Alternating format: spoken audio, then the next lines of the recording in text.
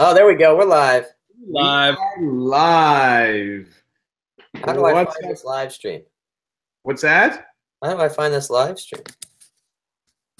It should be up on the channel now. Oh, I found it. I found it. I got it. All right. Well, drop me a link back and let me share it out to folks. I think I'm sending everybody that we're live. Let me do this Instagram post. And Instagram straight flexing. there we go. All right. Very good.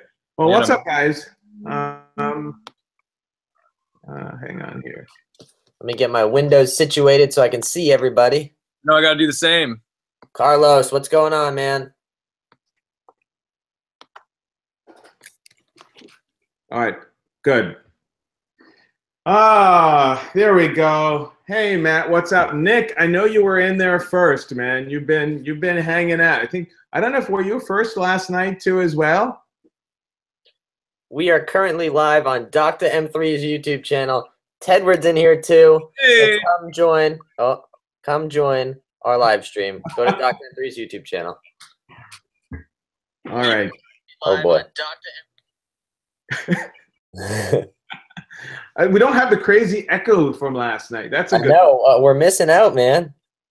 Man, that was a mess. Okay, so who in the room now was here last night? Oh, there is Alex with Daddy M3. I'm not your daddy. I don't care what she said. It wasn't me. Oh god. Where did I go to medical school? I went to University of Hard Knocks. I learned on my own. I wouldn't say I'm a great doctor, but I would say that I can wield a knife. Oh, there you That's go. not a knife. This is a knife. Oh, it's strange. All right. So Ultimate Bleach, what's up? You have troubles too with live stream. Yeah, yesterday was, I give Eli a lot of credit for hanging in there. It took a little bit of abuse because everybody's like, who is this guy? That's not Dr. M3. And then I said I didn't like Mercedes, and that was the end. That was the end, man. You got knifed. I think you got shanked a few times. You sure that wasn't Tedward? Took me out. I was just practicing for my exam. Oh my God. All right, so let's go through, well, we can look at the questions here, but we can just talk about what's going on in the automotive space. And Eli and I spent a crazy couple of days down in Florida. We can get to that in a little bit if you guys want to talk about that too. But let's see, questions here. Where did I go to medical school there, and where do I practice? You kind of, this guy, Eli, told you already. I'm a doctor of M3s and everything automotive. Let's see. Why did you choose only Lamborghini?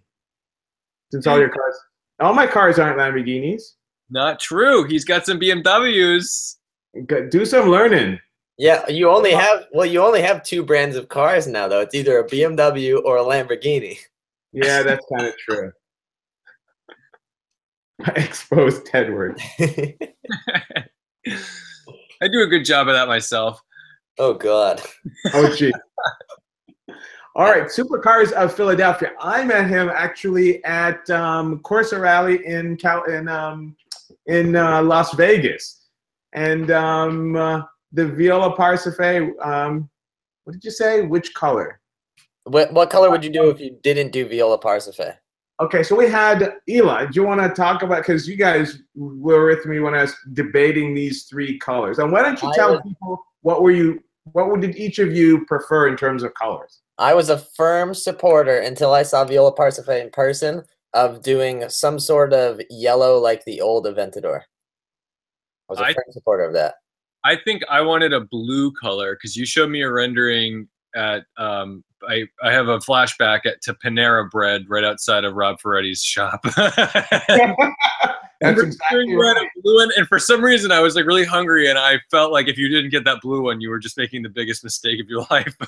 Yeah, and that was the color I was going down the path, and then it was just obvious that we needed to go. I kept looking back at that swatch, and it was clearly the way to go. In fact, Let me see if I can pull that video up really quick. So if not, I mean, so that was going to be that blue. It's the Tedward, the blue that Tedward was telling you about. And it's in the video that I talked about this, where it was, it's blue Cepheus. And I was going to do kind of like orange, like Gulf livery stripes on it. I think it would be good, but you know, Lamborghini is not a, it's not really into that Gulf heritage, so it didn't quite make sense. Thoughts on the new ZR1? Oh boy.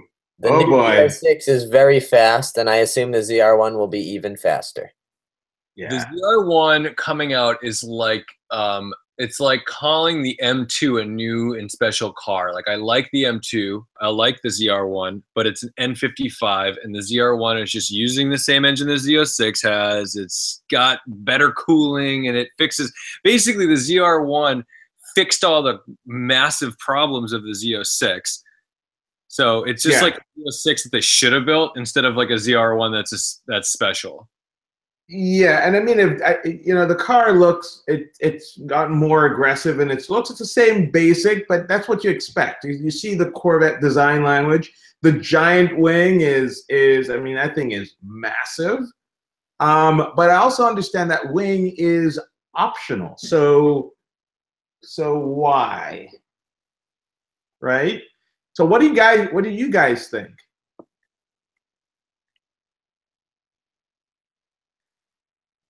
Type R. I love the Type R.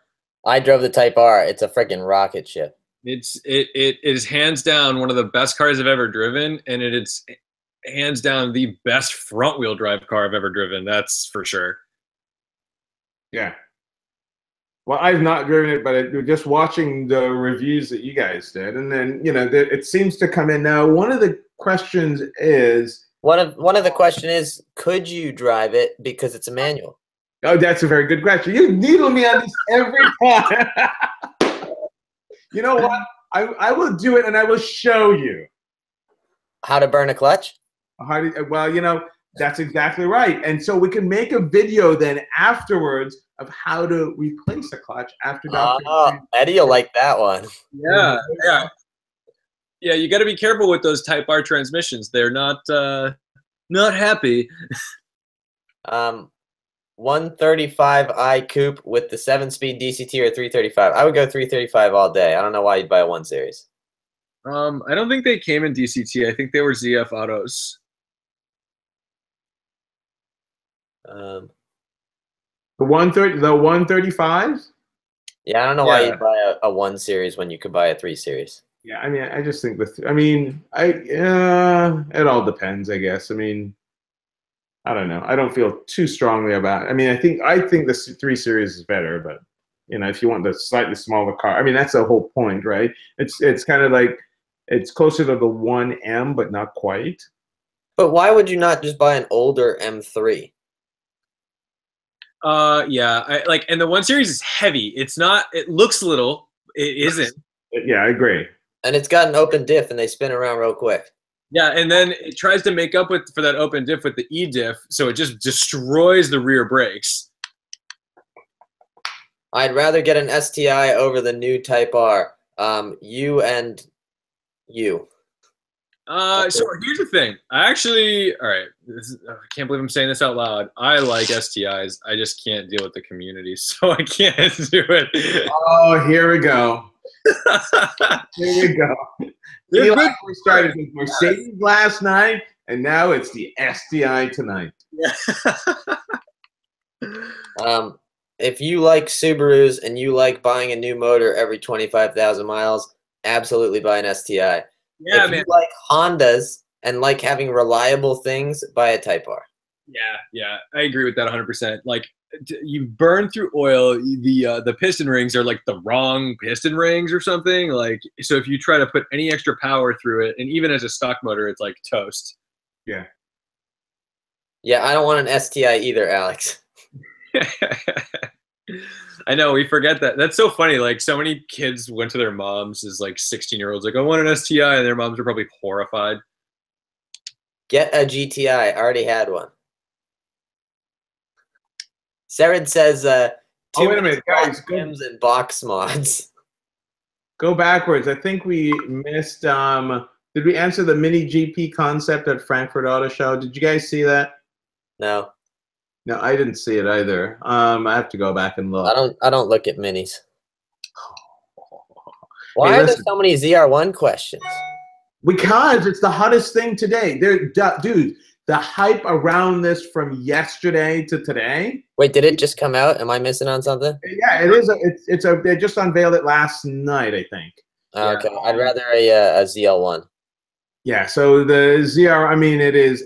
Even Doug DeMuro did a thing last night, and it's like, here's a tour of the new 2019 it's actually 2019 Chevy Corvette ZR1, and it's this big hype around it. So I think the car's an orange car that they unveiled, so it's a big deal.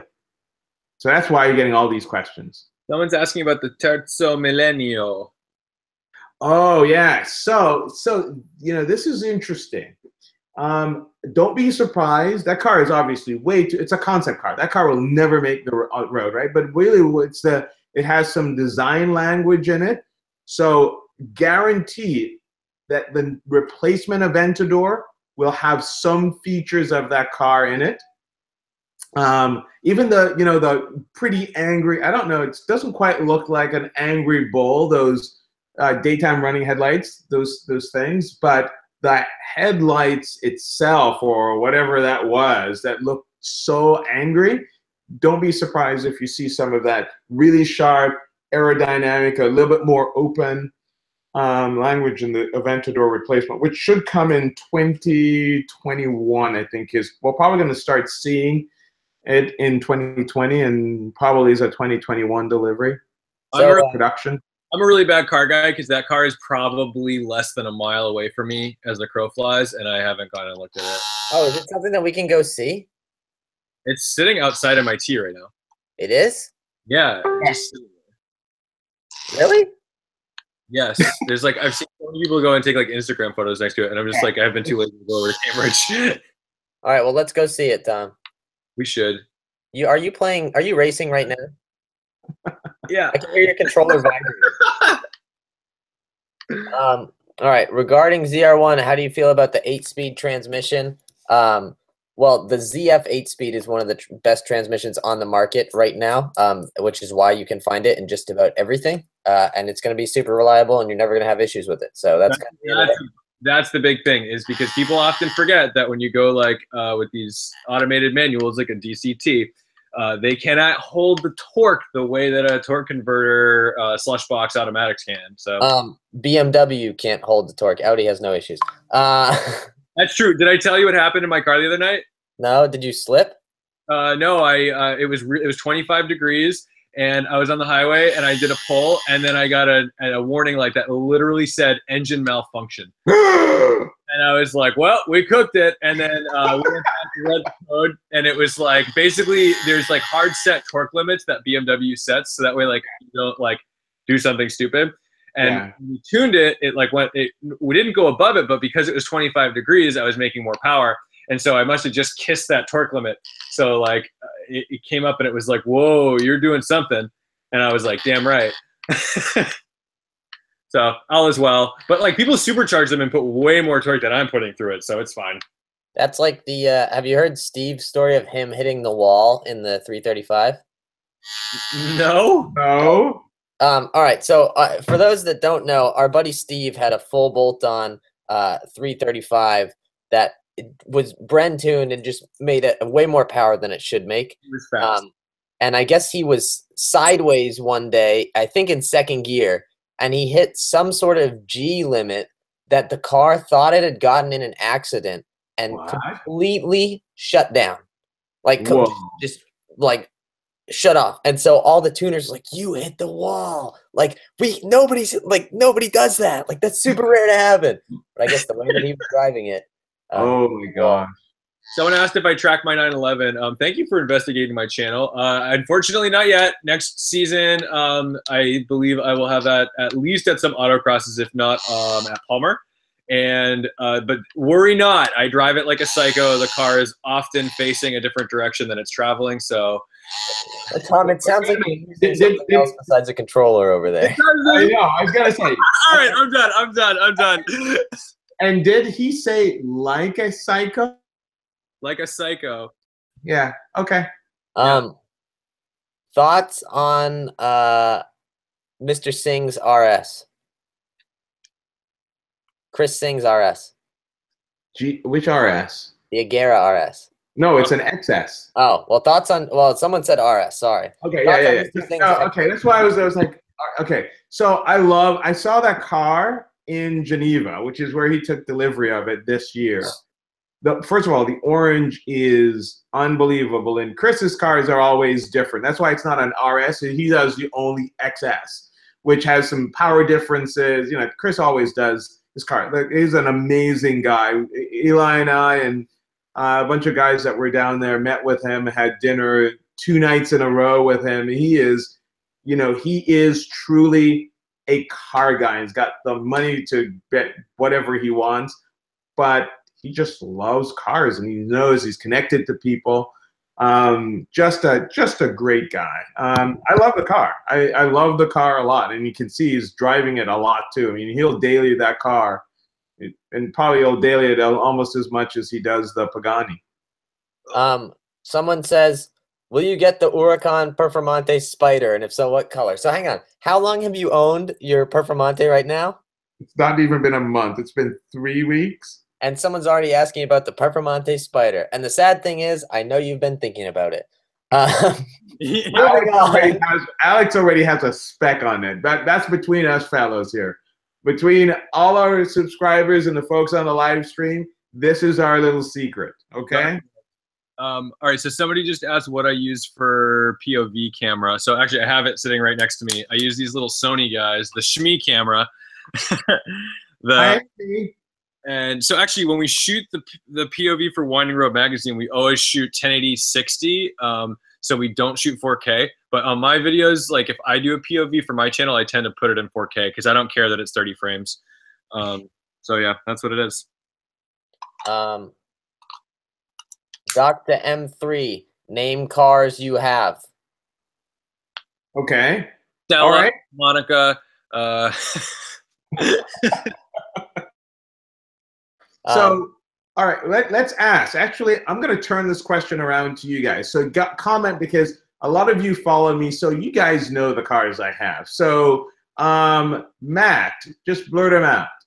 What cars does Dr. M3 have? How is Dr. M3 so rich? What is his profession? They're all rentals. Gotta read it. Tedward, how are you liking Forza 7? I love Forza 7. It's really fun, and that's Benson. Hi, Benson. Benson autocrosses a Scion XA on steel rims, and it's hysterical. And he's like faster than most people. That's awesome. Cars. Are you on the game 24/7? I'm not. I actually sleep and work. Like this morning, I had like an executive board meeting, and like I had to host it, and I was horrified last night. It was the first time I felt like I was going to high school again. Like I had a test at 8 a.m., you know, like it was like, oh God. So yeah, I'm back in like the corporate workforce. Yeah, there you go. Someone said M5. You don't have an M5. Yeah, those are terrible. M5, but he has an M5. Tedward does. I have an M5. And he's never going to get rid of it, guys. Actually, I mean, hello to Dr. M3 from Libigis with 3 hearts. Yes. Eli, he was at the unveiling with us. Oh. He has a YouTube channel and Instagram as well, so you should go check him out. Gotcha. Simon says, what are your thoughts on the new Lamborghini Eurus? Nothing will ever be as cool as your X5M, Simon. Yeah, Simon. Ooh, I like this question. And this can be for both of you because I only have one car that I've gotten rid of. Any of you have cars you regret getting rid of? Oh, yes. Yes. Nope. I'm so glad I got rid of every car I ever got rid of. What? Are you serious? When I get rid of a car, it's like such a relief because you're just like, oh, someone else's problem now. Like, you know, and that's because I never Did always old. Did you disclose that when you sold it to them? Oh yeah, no, trust me. The people who buy my cars get screaming deals. But like I'm like the worst sales guy ever. They like give me a number. I'm like, okay, it's yours. Do you think that you would have felt that way if you sold the M5? Oh, that's a good question. I think the M5, like, it comes with a lot of stress because M5s can be a handful in terms of maintenance. But right now, like, if I got good money for it, like if someone paid me 30 grand for it, I don't think I'd regret it. I think if someone gave me 20 for it, and then in 5 years it's worth 40, I think I'd cry. Yeah. You know, All that right, car. got the M3. Yes. What cars do you regret? Yeah, there is honestly one car that to this day I regret. We talked about it on a previous live stream, and it's where my name comes from. It was a 2004 E46 M3 convertible. It sure was. I love that car, and I sold it to get the M6 coupe, the E60. That would have been what, 62, I think, is what the coupe was. You had a coupe? I had the coupe for 4 months. I got it in July, and I wanted the convertible. I'm a convertible guy. I wanted it in July. BMW didn't deliver the convertible until like November, and I sold it. Interestingly enough, I sold it to a CMU college student who was from China. His dad paid me 15 grand over what I paid for the car. Cash. What? Yeah. Cash? Cash money. You should never regret that then. That was like the best. Well, no. That was for the M6. But I missed the M3 because that car I'd never driven in the rain. It was my baby. I love that thing. And when I sold it, one afternoon, I was driving home in the rain, and I saw this car coming in the distance. I'm like, damn, that's a really nice M3. And as it got closer and closer, I'm like, oh, look at that. Because I had like a CSL bumper on it and stuff. Like, oh, that's really cool. And those wheels are really, that's my car. And it goes flying by me in the rain. The guys that bought the car never took care of it. And then I would see it at the dealership in for service, and it was just trash. It was just like a girlfriend that you'd just never go back. And it's tough. Just somebody else's.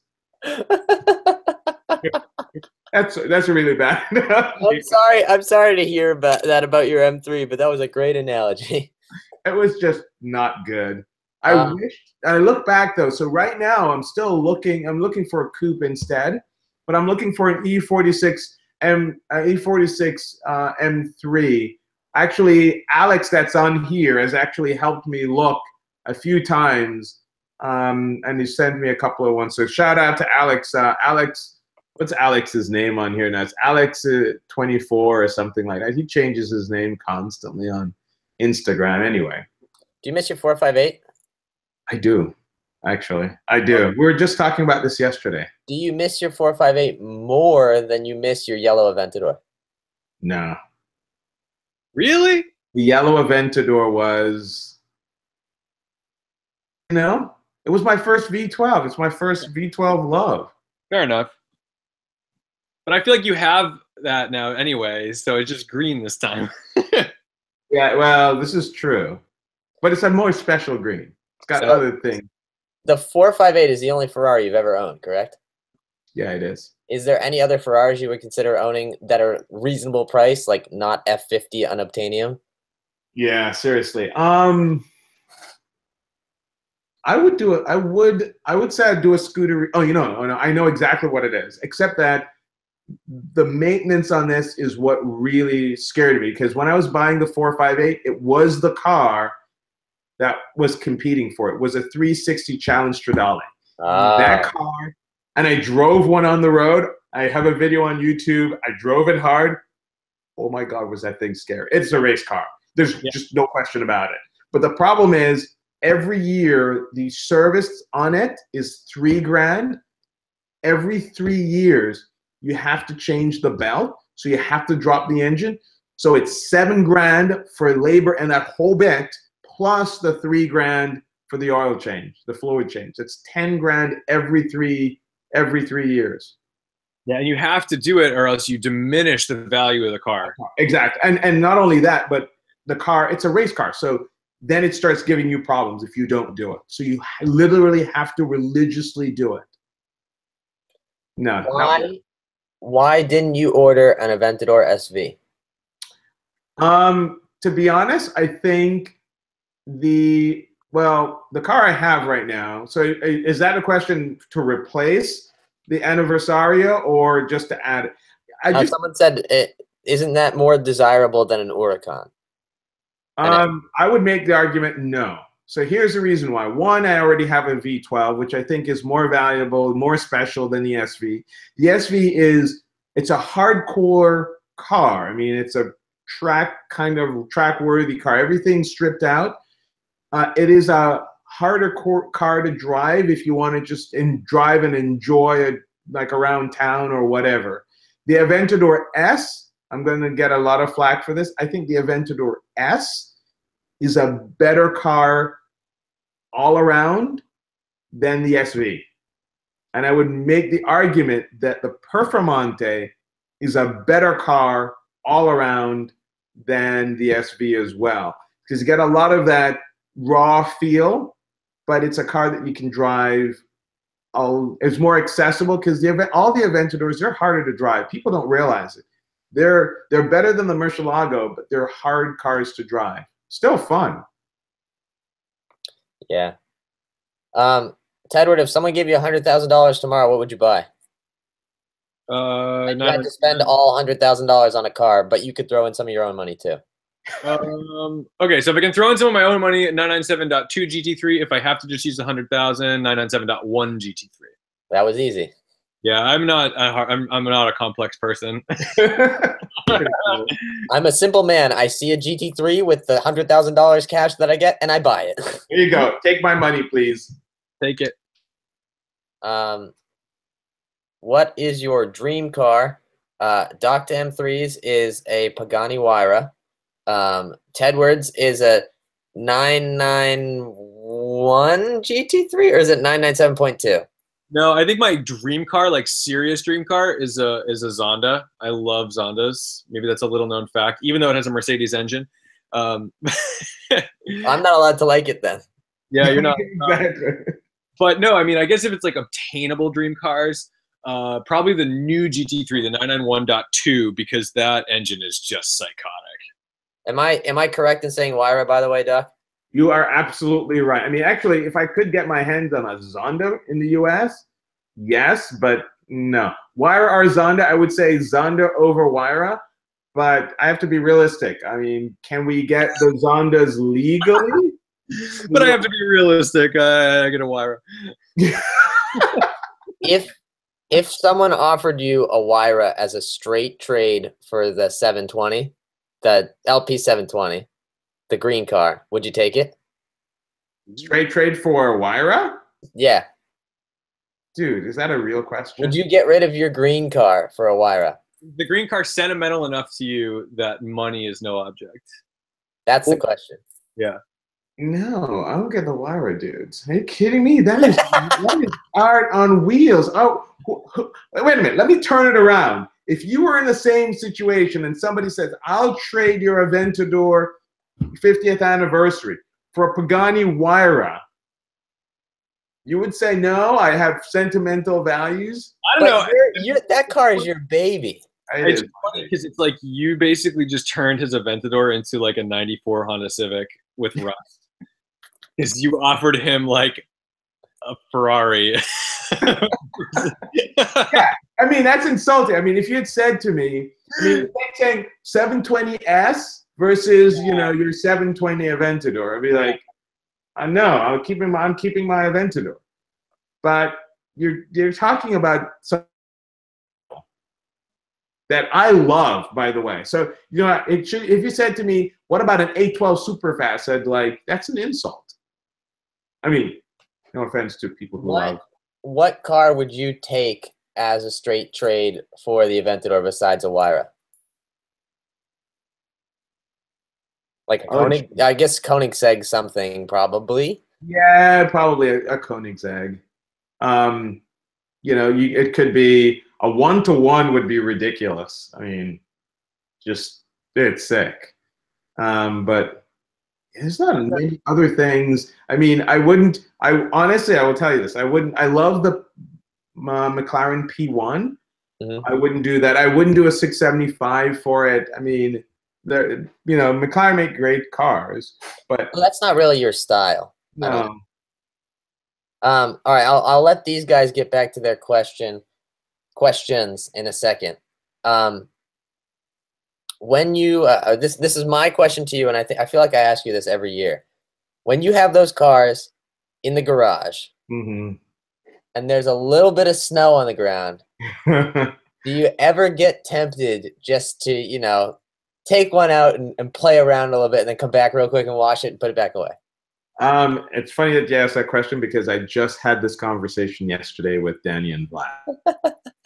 And you know, the trick is to get out before they put a whole bunch of snow down. Salt. I'm sorry, but of snow down, a whole bunch of salt down. And there are places where you can go. I mean, I have visions of some things I'd like to do, but it's always going to be about. Wait a minute. That means I'm the only one here who has gone drifting in a Lamborghini in the winter. That's not true. I had a GTI that I went sliding around in. Stradman took me out in the snow in the Gallardo. Yeah. So yeah, that's true. I've not done a winter academy yet. So you're right. Listen, he's a psycho with that thing. He actually just hit 40,000 miles on the Gallardo. I think I told him he should just keep going. I mean, he has a couple of things he wants to replace it with. I said, the car is still good. You just put a clutch in. Yeah, no, exactly. Would you trade for my GT500? Says JD Joyride TV. Probably not, unless you. I mean, maybe your Focus ST. I'd drive your Focus ST, but I don't know about that GT500, man. That car only makes like 900 wheel. It's not enough power for me. Sorry, JD. Which one, Ford or a Honda? I don't know what that means. Any modifications? No. Uh-oh, Rob Spaghetti's in here. Good thing he didn't. No, is he really? Yeah, good thing he didn't hear us talking shit about him earlier. Oh, is it really Rob Spaghetti, or is it like a bot Rob Spaghetti? It's got to be a fake one because he doesn't have a verification signal. He didn't have yeah. Well, it's also super Rob on YouTube. Yeah, that's not real Rob. Fake Rob. Fake Rob. Fake Rob. Would I drive a Mercedes Silver Lightning? I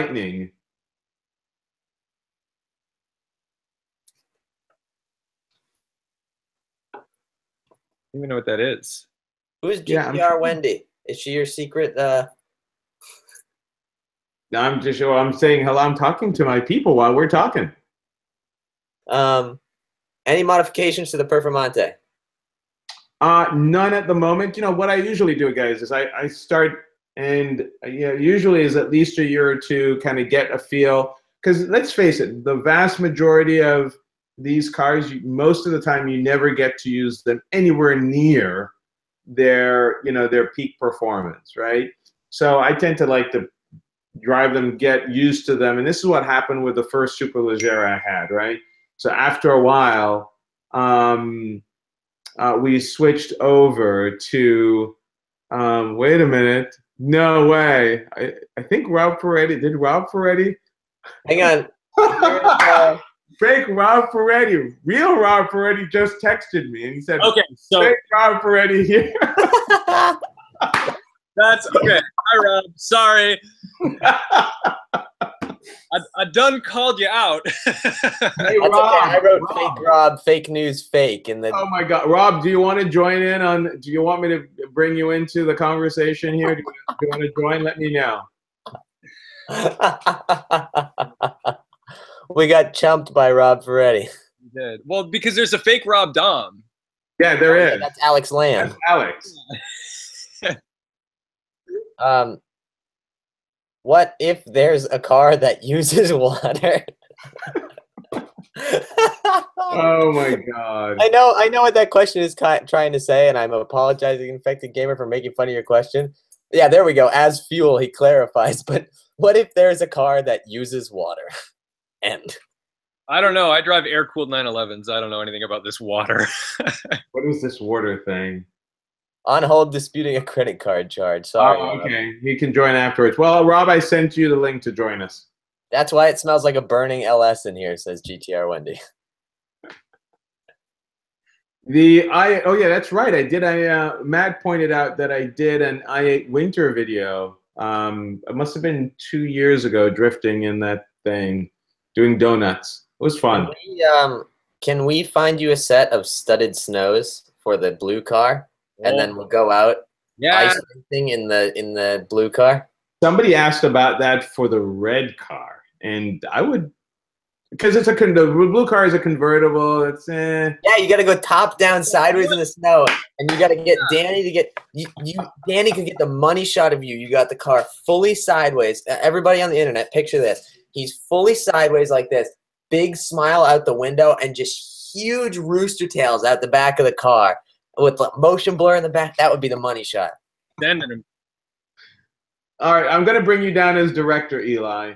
All right, I'll do it. I'll tell Danny what to do. I'll do the stunt driving, but just give me a Dr. M3 mask. Oh, there you go. We can 3D print those. Will you be doing Corsa Rally in May? I will but I will be doing Ace Spade Rally again this year. And this year it's going to Toronto. It's going to take us. We're actually going to do Tail of the Dragon, I believe, and then we're going to end up back in Pittsburgh in time for the Vintage Grand Prix. How do you go down? Tail of the Dragon is where?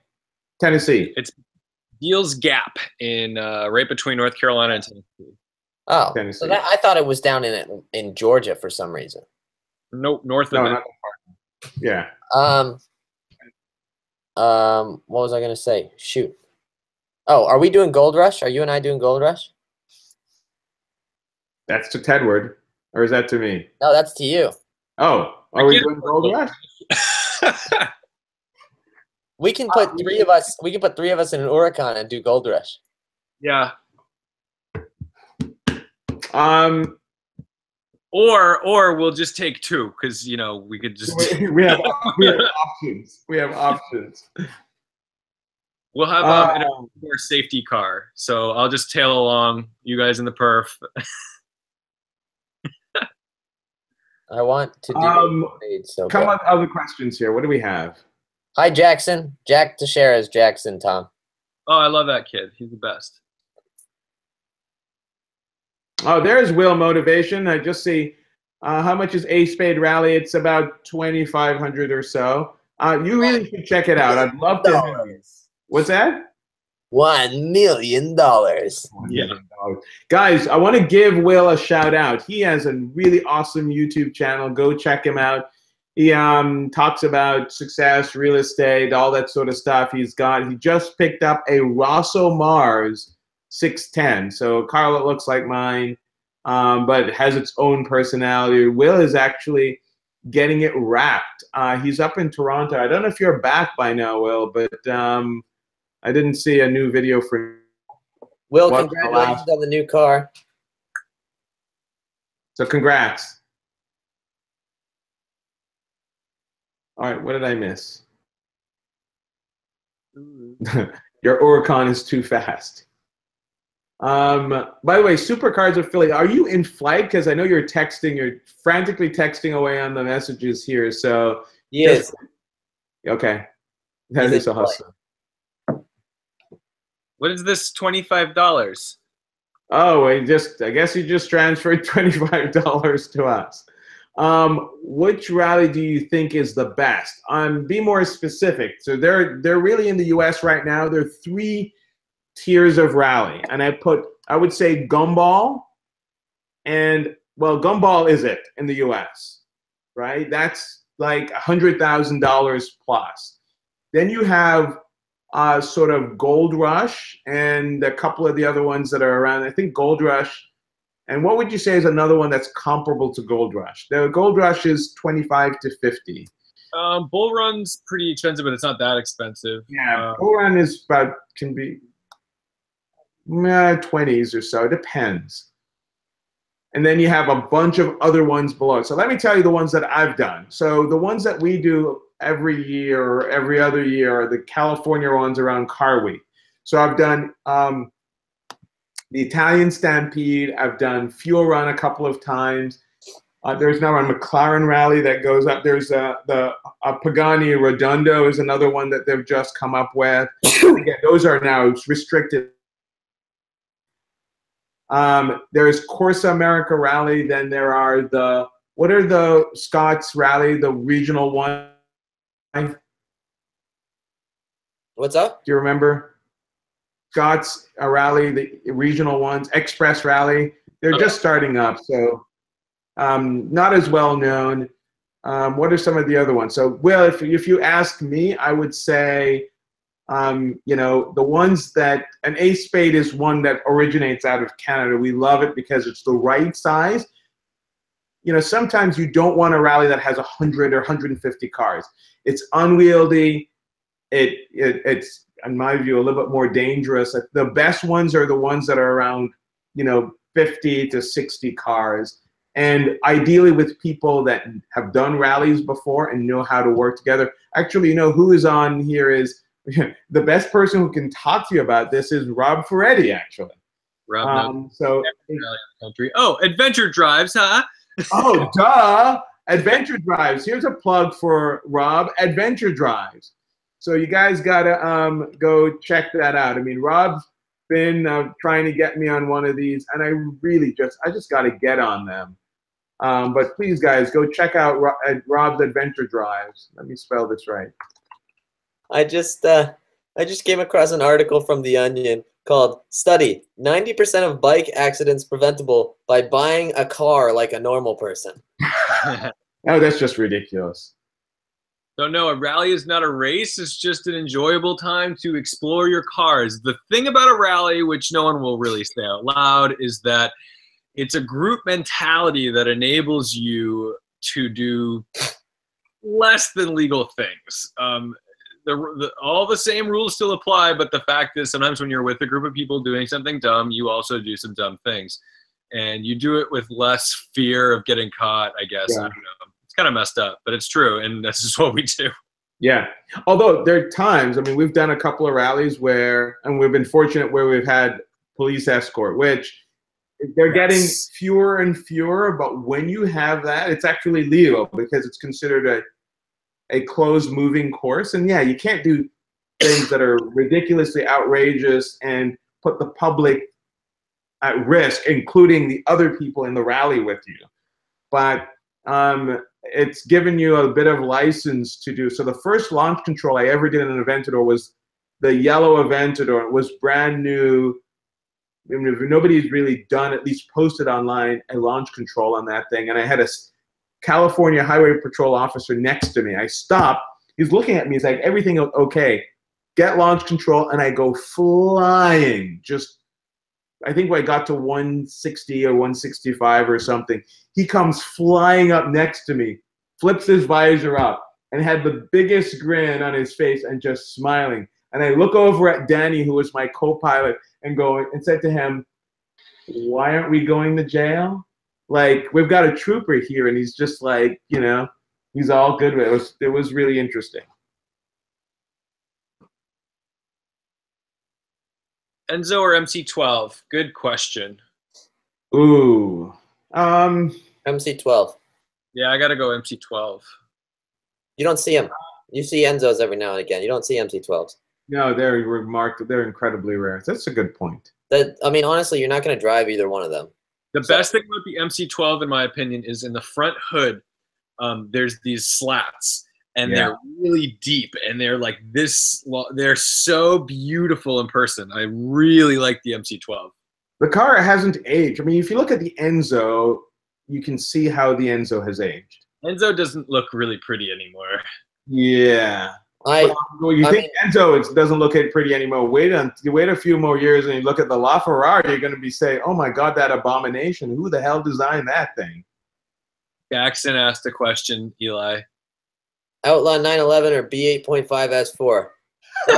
Dr. M3, which one would you rather have? A Lamborghini. That's not no. You guys got really trumped on. They're all in the family. I'd rather have a Volkswagen. Right, well, people in the comments, which one would you rather have? Tedward's 911 or my S4? I like the two of you too good to do that. I'm going to do that. Well, okay, I'll answer that question. If I had to drive the car every day, I'd take my car. If I had to drive the car on the weekends, I'd still take my car. Okay. Oh my God. Tom thought I was going for his car on the weekends and started not. I'm winning in the comments right now.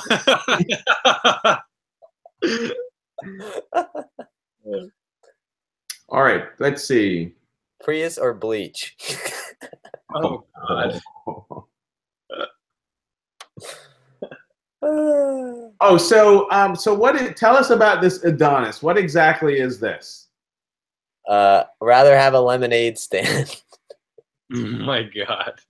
You guys they're brutal. Everybody likes your 911. I'm not surprised. My car's run of the mill. Your car is special.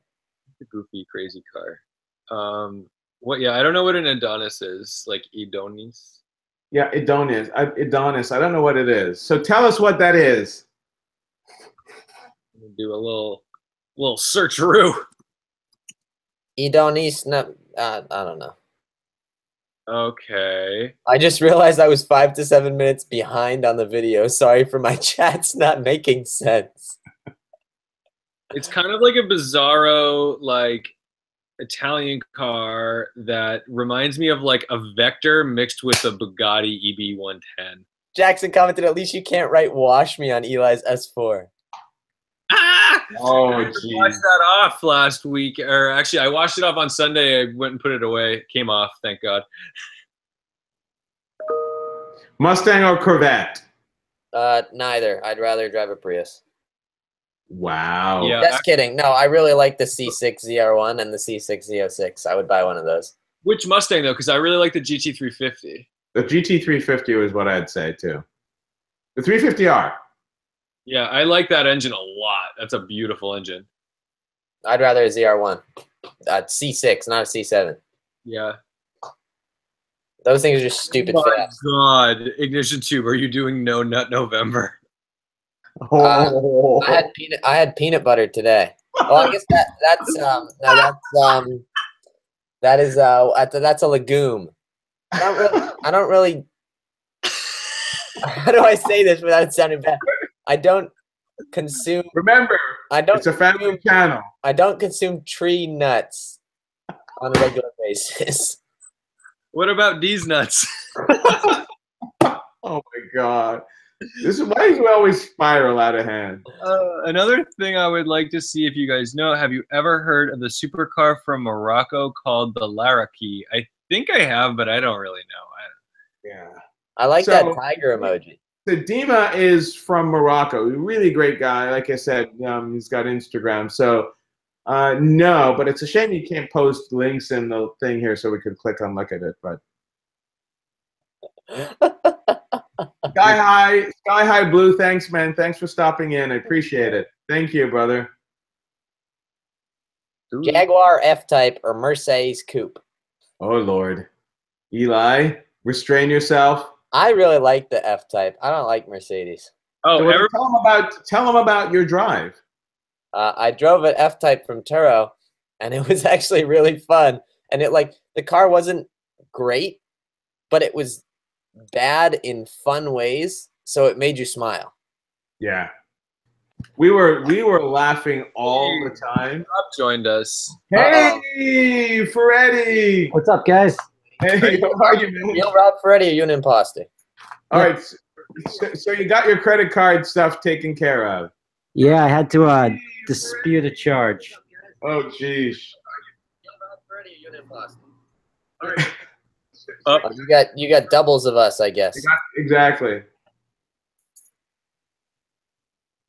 So, Rob, one of the questions that happened earlier, somebody asked about best rallies in the U.S. What do you think? I to have to take a pause on that because I'm in infinite loop here. So let me get some form of ear something. Yeah. I got you. It was like a little bit last night, Eli, with us. Loop here, so let me get. Oh God, it's happening again. I think you do you have the YouTube video up too, Rob? He just has to mute one of the streams.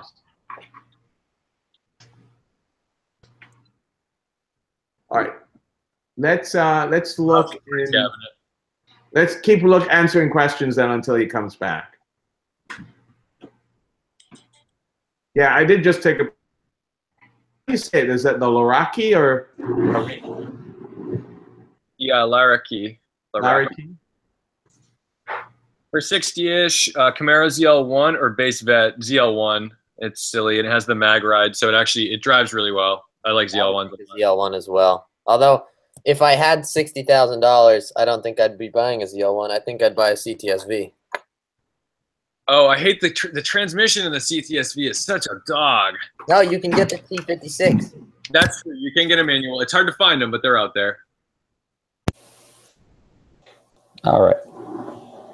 There we go. Best hot hatch. I don't know anymore. Does the Type R count as a hatch? Yeah, because if it does, I would say that. Okay. But Tom and I both really like the new Type R, Rob. The new Civic Type R. Rob, are you still getting a double feed, or are you okay? It's almost like you guys are repeating. I'm gonna log out and log back in because it's like. Do you have the YouTube video open in the background? No. Oh, that's probably it. Yeah, just mute us there. If you mute that one, you're good. You got it. Done. Perfect. All right. You guys are the best. So we were talking about. You want to answer that question that we had about the best rally in the U.S. right now? Best rally. It's subjective. What do you consider a rally?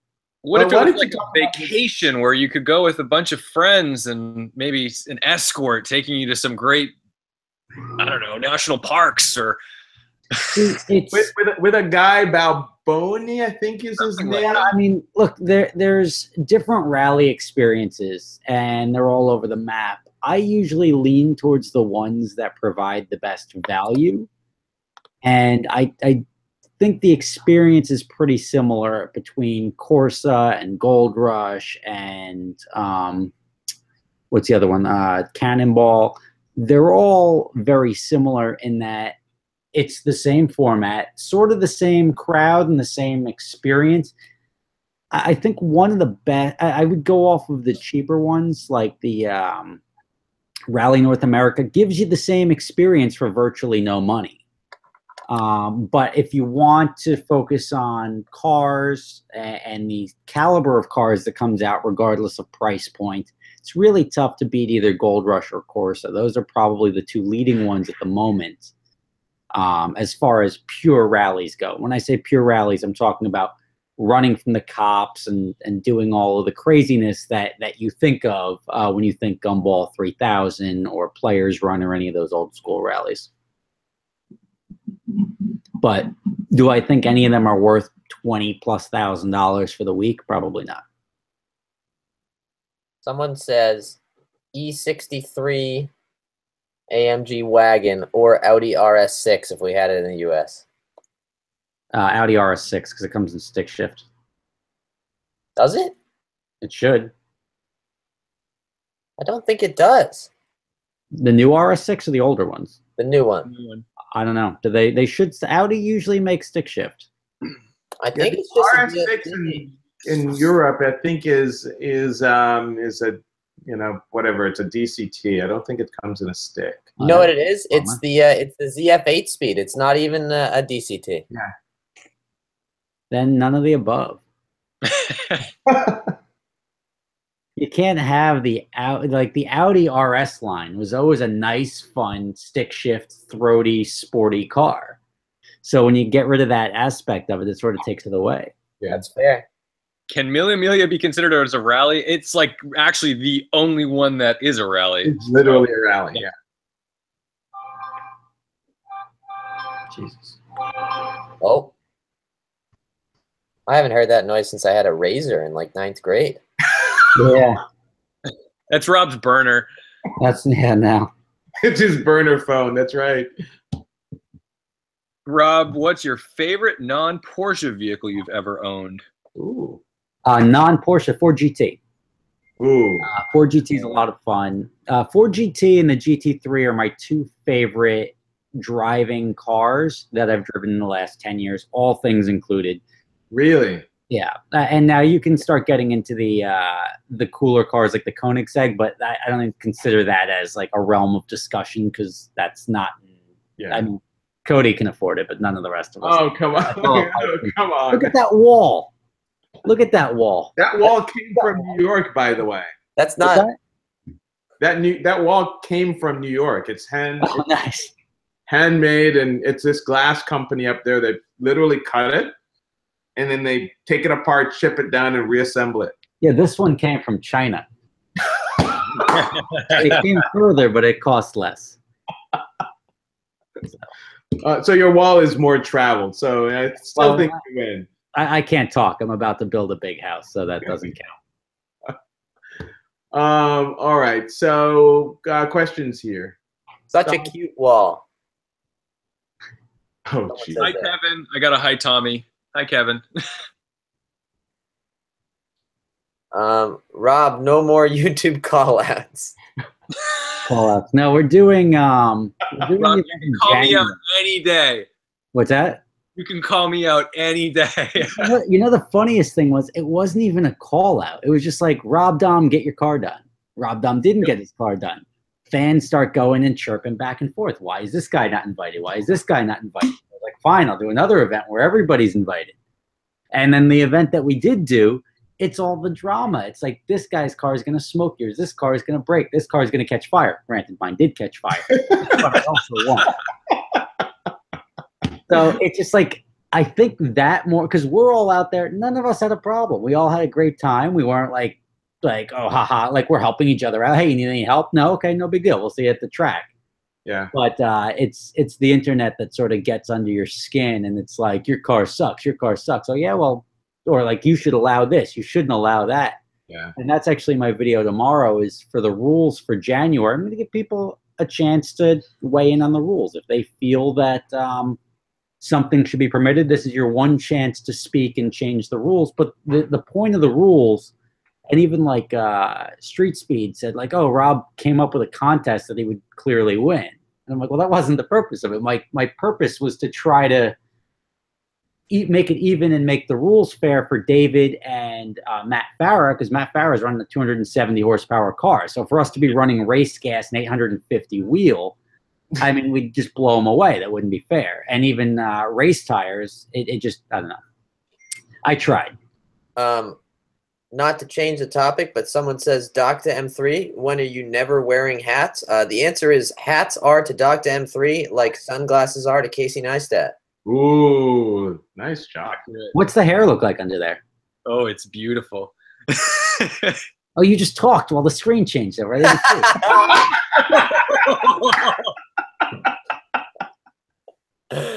That is just awesome. It looks exactly like mine. Yeah. Okay. Hey, so Rob, I saw you made a comment. So everybody, when we first started this, people were talking about the new ZR1. Yep.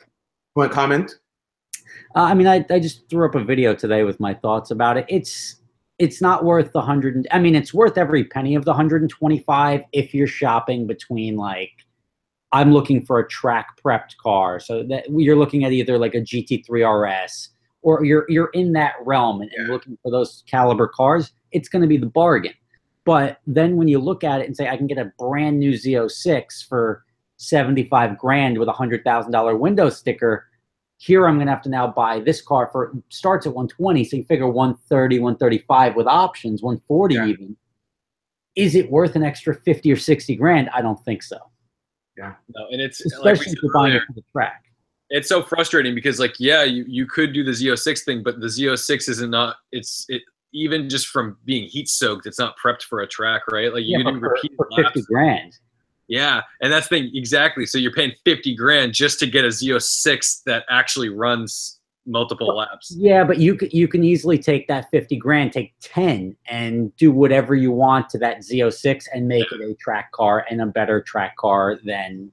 But it doesn't have the factory warranty or anything at that point in time. But you're talking a significant chunk of change. If you were talking a $10,000 delta, like if you always look at the Z06 versus the regular car, it's not that significant of a difference. But this is huge. Well, my cousin has a $10,000 Civic that makes 900 wheel horsepower and is faster than all the Corvettes. So, you know. Don't you love the internet? Yeah. No, but that's what it is. It's like the fact that you can even get a factory car that's 700 horsepower or with 755. The only thing out there right now that's even close to that does the same kind of thing or is a GT2 RS. With that power. I mean, I know they're not apples to apples at all, but to get that kind of power on the street is bananas. McLaren 720 is putting down real numbers. Yeah. Yep. What about the recently discontinued Viper? Yeah. Yeah, the Performante. I mean, it's really weird that I remember when I was a kid, and you guys aren't going to relate to this, but the bar was like if you had a 600 horsepower like Supra, it was like, holy shit, see, this guy's got 600 horsepower. Yeah. Now factory cars are dynoing over 600 horsepower right out of the gate, and not like some of them, most of them. Yeah. Well, that Rob, you nailed it on the head. I was going to say that because it's actually not even that long ago that there was the 500 horsepower club. Yeah. And if you were in the 500 horsepower, anything over that, you were like the big dog. In the streets, yeah. Now, it's not even really, I mean, it's entry level, if that. Yeah. Right? No, I mean, 1,000 wheel horsepower used to be like unheard of. And now there's cars doing almost 1,000 on 93 octane. It's absurd. It's like, I just texted these guys earlier, actually. Did you see Brooks from Drag Time's video that he posted earlier today? I didn't see the video. What was it? Yeah, the 720, his 720 pulled on a 800 wheel horsepower twin turbo Huracan. Okay. I mean, it's probably like a car length from, I don't know, like 50 to 180 or so. Yeah. But a car length for a factory car to pull on a twin turbo Huracan? Yeah. Yeah, the twin turbo Lambos are fast as shit, though. I've driven in those, and I was like, wow, these things, they just grab and go. And the power just keeps going. Mm-hmm. I'm really impressed with the videos that I've seen of the 720 thus far. Yeah. The biggest problem that car's facing is the depreciation curve on all previous McLarens for the last like 3 or 4 years. I'd be petrified to get into that car at $400 grand or $350,000 if it loses $100 grand in a year. Yeah, you have to not care about money to own it. Exactly. Yeah, there's a friend of mine, literally just, I mean, and it's every single car. There's a friend of mine that just is looking at the 570S. Essentially brand new car, optioned, fully optioned, MSO'd, is $250. I want you to guess where that car is. It is now 9 months, maybe 10 months. How many miles? It's got under 1,000 miles. 180. Under that. No. I am not kidding you. He's probably going to buy it, actually. You'll see. I'll tell you more later. Wow. But yeah. Yes. It's unfortunate. You see people doing these MSO cars, and I know some of the guys that went on adventure drives, one of them ordered up his MSO McLaren 675 LT, and it came in at like 700 grand. I'm like, do you know the cars you could buy for 700 grand, and you're about to buy a $300,000 car? Yeah. Well, there's this guy that did a 650. Somebody did, I may have been a Jalopnik article or somebody did this, that took a 650. Which is what, mid 300? Mid-threes. Yeah, it was an $800,000. I mean, he MSO'd the hell out of the car. Yeah, you just have to not care about money at that point. Yep. Yeah. That's just psychotic. And what you're getting is just not even that extravagant. Yeah, I mean, if you think about it, you could park a 488 and a McLaren in a garage next to each other for the same price as your custom paint job. Like, it just boggles my mind that people would do that. Infected Gamer says Bill Gates can get 10 Huracan. Sure could. Nailed it. Nailed it. More than 10. You heard it first. Yep. Oh, I read that. So someone's asking Rob, are you getting the new GT? But I read it as the new GTI. Me too. I thought he was like, I was like, oh, Rob's a big GTI guy. Yeah, I'm gonna get the old Ford GT. So I've got my eyes peeled. When I get rid of the 488, I'm gonna get a 458 and then a white and blue, a white with blue stripes Ford GT.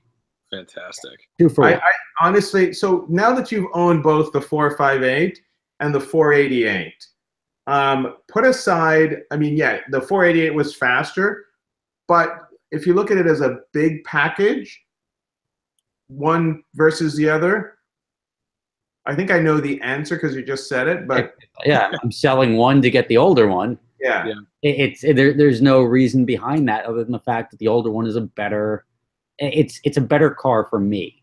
I acknowledge that the 488 is a better car. It's a faster car. It is a better looking car. I disagree with that. I think the 488 is better looking. What was that? I think the 488 is better looking. I think it's more I like the accents that they put on the sides especially. The 488, it looks more modern. It's the 360 430 thing. Yeah. When it came out, I liked the 430 look better and the 360 look dated. Now, 10 years later, I think the 360 looks better than the 430. Yeah. My affinity to the 458 over the 488 is purely sound. And I just think, like, although the 488 is faster, I never got in a 458 and was like, wow, this thing needs some more power. Like, it's the right amount of power. It's the right amount of sound. It doesn't have that 355 sound, but it does have a good throaty sound. And you lose that with the 488 to the point where if you're on the highway in the 488 and you're in 6th or 7th gear, even at 80 miles an hour, you think you're driving in a Tesla. There is zero noise with the flaps closed. It is literally a silent car. So that just takes it away from me. And now I've gone through 4 tanks of gas in 700 miles on my car. Yeah. But I'm always 2 gears lower than I want to be to keep the revs up so you can actually hear some noise. And that's just, it sort of defeats the purpose at that point in time. What's the best way to find local car shows / car meets? friends, meet friends, make friends. Yeah, go talk to anyone you see at Starbucks with a fancy car or a car that's similar to your interests, and you'll find out where they all hang out. If he doesn't know, the next guy will know. It's pretty easy to network that way. Yeah. I would highly suggest not going to the car meets that you find on Facebook unless you know the people hosting it. Because those are the ones that end up with real stupid people doing stupid things and the police showing up. And everybody. They're the ones that will end up with viral videos, the stuff that you see. Craigslist car shows. Did you guys talk about, I'm late to this game and I didn't see the first half of your conversation, but did you talk about the Nürburgring crash? Oh, no, I saw that. Yes. So why don't we talk about that? Did you grab my laptop charger? You guys hit it. Okay. Yeah. Go for it, Rob. I mean, I saw the clip today. Yeah, like I saw the video title, like 15-car Nürburgring wreck. And I was like, all right. So I'm watching this video and I was expecting it to be like to go from the in-car to some dude standing on the side watching these cars smash into each other. It was just like a really bad spot on the track. Yeah. And you have this, the video starts with this guy coming around the corner, seeing that there's a wreck up and doing what they do. They pull off, they get out of their car and they try to signal the other drivers to slow down. But you're at such a high-speed portion of the track, it was just a really bad spot to wreck that these cars were not able to stop. And they were like somebody smashed into his car that he parked on the side. You just have cars pinballing, smashing into each other. It was a spectacle. It was amazing to watch. But I hope nobody got hurt. I don't know. I mean, there's got to be the results have to be vetted from that. But you're talking pure carnage. Yeah, it was. I mean, I watched the video. I was just like, you see the first one. And you're just like, okay. And then it just kept coming, and you could see this guy just trying, and then it just gave up. I mean, it's really like a scene out of it was a scene out of a movie. You're just like, this is real. You almost didn't believe it. Like, why can't these people stop? Yeah. And even the people that did stop ended up getting rear-ended by somebody who couldn't stop. It was just, it was high-speed impacts. It was a mess. And that's one of the things that I hate about racing cars is not me. I would pull over on the side. I go 8/10. I don't go 10/10. Mm-hmm. But if somebody dive bombs a corner and puts your car into a wall, you're writing the check for that. It's not like you can say, like, I'm making an insurance claim against this guy. No, it's all you. Yeah, it's you take that risk when you step on the track, which sucks, which is why I sort of stay away from tracks unless we have them rented or I know the guys that I'm out with or there's some sort of controlled environment. The wheel-to-wheel racing gets expensive real fast. Yeah. Takes one little mistake. And it doesn't even have to be your mistake. Mm-hmm. There's a reason that there aren't many pretty drift cars out there. Yeah. No, and that's exactly, you don't know if you're just at like a club day, you don't know everyone who's out there, and you don't know if someone's going to be a hot shot, and it's one thing if someone's a hot shot on an autocross and spins a car, great, whatever. Yeah. But like if you're a car length behind me, you think you got a point by, and then you go to take me on a line that I'm taking, we got problems. Yeah. Did you ever see the Lime Rock video? The guy drifting the car. It starts out, it's two angles. You got a guy drifting around Lime Rock, and you're like, wow, this guy's got some good car control. Look at this, nice, nice, nice. And you like look in his mirror to see if anyone was behind him. And then it's so it shows you virtually an entire lap of this guy drifting around. Yep. And then it shows you the race car behind him that then was idling around the track, following him as he drifted. And it just shows you how slow drifting is. Yeah. Oh, yeah. It's like, holy crap, look how fast this guy's pushing around the course. And then a guy literally at 3,000 RPM just following him around, being like, all right, get off the track. And it's just a very good visualization of drifting. It goes to show you. Rob, you're building a new house. So what are Matt MK7 is doing the same. He's talking about flooring for the garage, which is just a big deal, actually. If you're a car guy, you kind of, it's nice to kind of make it nice. What do you think? I'm probably going to go with a concrete, like marble-ish looking floor. So something that's going to be stone. I'm not going to go with the sport court or the or anything crazy.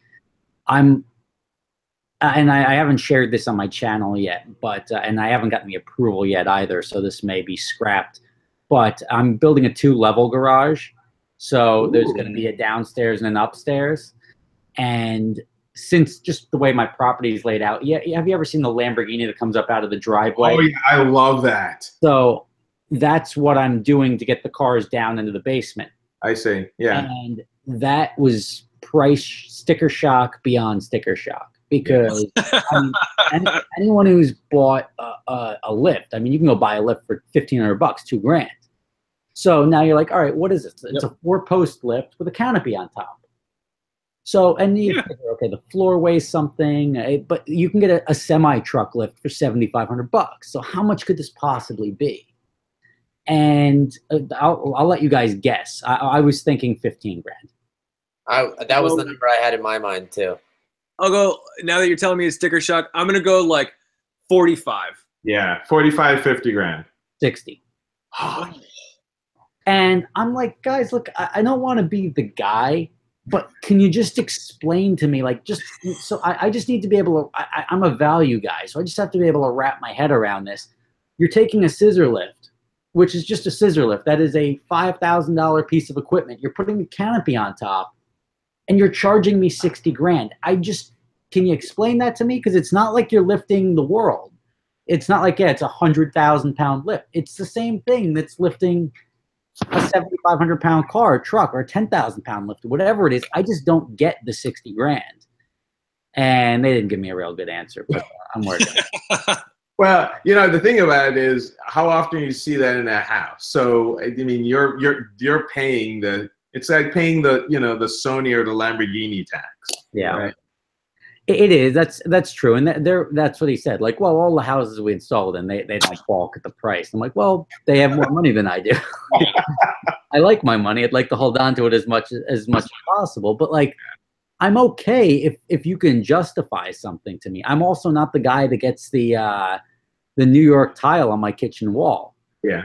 Oh, gee. Damn it. No, but I'm not. It looks cool though, by the way.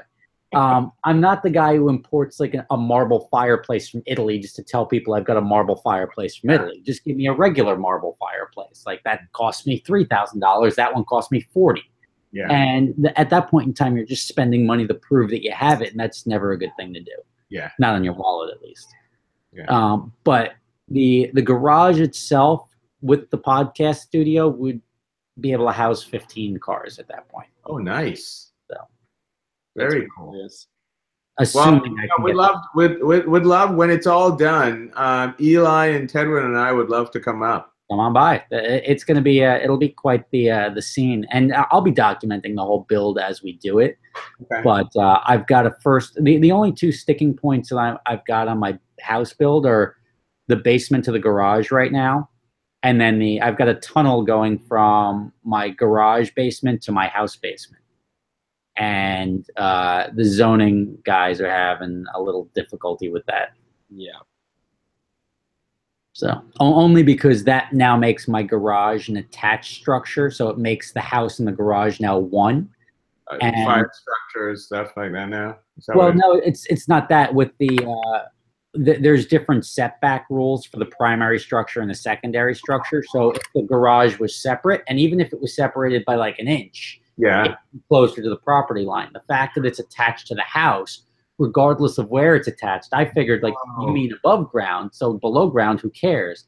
They're making the statement that it's attached in one way, shape, or form, that therefore I can't have the garage as close to the property line. So why don't you not put the tunnel in, and then a year later put the tunnel in and don't tell anybody? That's an option. But it's digging under the ground at that point in time. Yeah, it's not, like, it would never happen. The cost of that modification would be like when you're just digging holes and then you're putting concrete in, it's easy to add a 300 square foot tunnel. Yeah. When you're now bringing in new equipment, I would need new soil permit applications. Like, I'd have to go through this whole process again for the tunnel, and I don't know if I'd get it approved at that point. We'll get El Chapo to come up and dig your hole. Exactly. Well, we don't pretend like we didn't discuss it. But yeah, it's the process is a lot more difficult and a lot more costly than I thought it would be, unfortunately. Yeah. On the old, I own this property, why can't I do what I want? So, are we reading comments? Yeah, I was just looking back here to see. Yeah. Want to say like 5 more minutes? Yeah, let's do 5 more minutes or so, and then we'll call it a day. What else? So why build an underground garage instead of just buying a warehouse or renting a warehouse? Yeah, it's different. Renting a warehouse is now off property, and I'll have a warehouse for the rental business and everything like that. But like, I'd prefer to keep personal cars on my property and have the business cars elsewhere. It does make life so much easier to have your cars on site, because like usually two of my cars are off site, and it's like I either go out of my way to go get them, or I don't drive them for 2 months at a time because they're just conveniently located. It just, I mean, I don't know. I just want to have my own cars on my own property. The car hauler that I'm modifying, I'd like to keep that in the garage as well. Since the garage is going to be 2 cars deep, I'll be able to back that into one spot. That's awesome. So. Yeah, I mean, it's what I struggle with now. I mean, just yesterday, I brought the M6 to its storage, and the problem is when it's off-site, you don't drive it as much. And I love the M6. I just don't drive it enough because it's off-site. Just to walk into your garage and look at your cars. I mean, that's part of owning them. It's cool to walk in and see all your stuff lined up. But it just, I don't know. It just, if I'm stuck with not having the basement garage or anything like that, then it'll be a different story. I'll only be able to fit like 6 or 9 in there if I put lifts. Mm-hmm. But it is what it is. Yeah. Who wants to take a stab at Will's question? What's Will's question? What do you guys all do for a living? All right. Dr. M3 makes YouTube videos. Rob Ferretti makes YouTube videos. Tedward is a porn star, and I make. Eduardo is my porn name. That's There's at least three guys Googling that right now. That's why he has the beard. Yeah. That's yeah. Are you doing I think something we all have in common is we all probably have a video titled "What I Do for a Living." I That haven't, seems to be pretty standard for the YouTubers. I haven't made it yet. Yeah. I did the video, I got laid off, and I did the video, I got a job. those were good though. All right. Colton Newman says, I own a C6 with bolt-ons. What are y'all opinions on a Pro Charger? Nope. Keep it bolt on. Yeah. That's reliable. You'll get your money back out of it, and you won't get as buried in the car. So that's the one. You gotta stop the modification process fairly early on if you ever want to sell your car for decent money, and keep it semi-reliable or mostly reliable. But you guys can disagree with that. I think Pro Charger puts you at practically unusable levels of power unless you have a radial tire on the car, at which point you can't go around turns, and that's kind of the end of that. You can run a road race tire and accommodate that, but again, it's not worth the exercise. And then when you do put that Pro Charger on, the rest of the car is not designed to handle that horsepower, so you're going to start bending transmissions. Yep. You're going to start snapping output shafts. You're going to blow differentials. Like everything is going to have to get upgraded. The fuel system, and then you're going to have to get additional safety equipment if you are going to race it to the point where you're going to want to get a timed anything.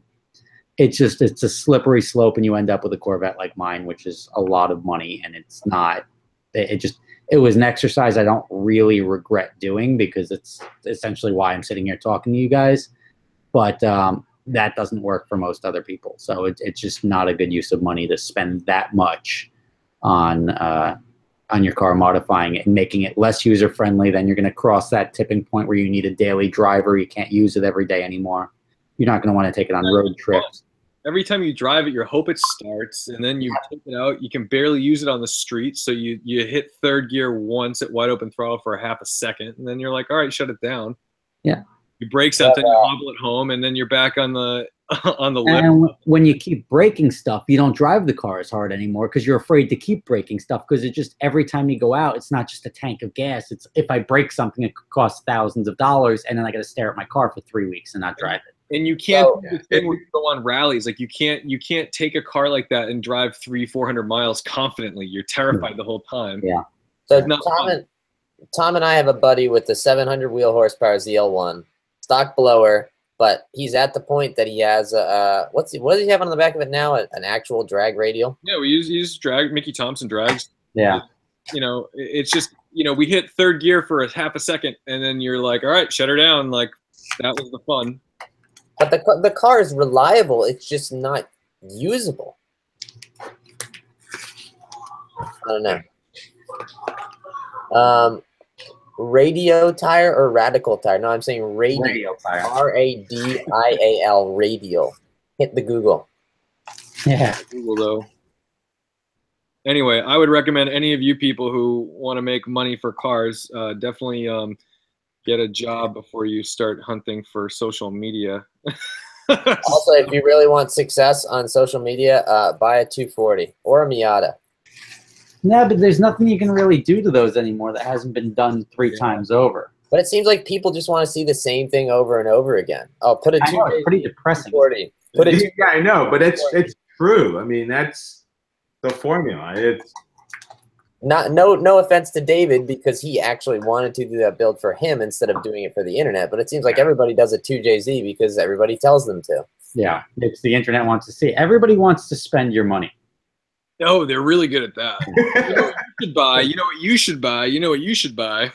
Yeah, you know what the fun thing is, though? This is the first year I went to SEMA, where it was almost like going into Walmart and owning it. Because like everything that I wanted, I was able to get for free. So it was like, instead of being like, yeah, I like that, but it's expensive. It's like they're now saying like, oh, you want a turbocharger? We'll give you a turbocharger system. I'm like, oh, okay, that was easy. And it was just like a completely like stress-free, anxiety-free way of walking around SEMA. I loved it. Can you hook me up with one of those turbochargers? Which I will put you in contact with the guy that I'm talking to. There's actually 2 or 3 companies that will sling turbochargers. You got somebody breaking into your closet back there. Yeah, he's cool. Tedward gets robbed live on YouTube. That's the new title. Nice. Yeah, All send right. me an email. I'll connect you to the guy that I'm talking to at the turbo company. Well, I'm not quite ready for the turbo, but I just, you know, it's You good just to have want to put one connection. on your shelf for when you are ready. Yes, yeah. I heard they make great wall ornaments if they're free. Yeah. So Rob, here's a let's make this the last maybe the last one. Yeah, Tedward got swatted. Actually, that says reward got swatted, not Tedward. Well, you know, it's autocorrect, but I know what they meant. So, hey, so Rob, here's a question for you. Somebody asked the question, what is the appropriate amount of power, useful power? Now, I mean, that's going to be broad, obviously, depending on your scale and all this sort of stuff and what you want to use it for. But in general, what's a good horsepower, useful horsepower? The usable power is always at the limit of what a tire can hold. So usable power at this point in time, I would say probably around 600 wheel. Maximum I would probably want to run on a street driven car is about 700 wheel. After that, you need slicks. You need some sort of race compound tire. And when you need a race compound tire, A, you're breaking more stuff at the higher horsepower levels, but B, when you need a race compound tire, you can't drive it in the rain, like the Viper ACRs and these other cars coming on cup tires. That's not a rain tire. That's not a good rain tire at all.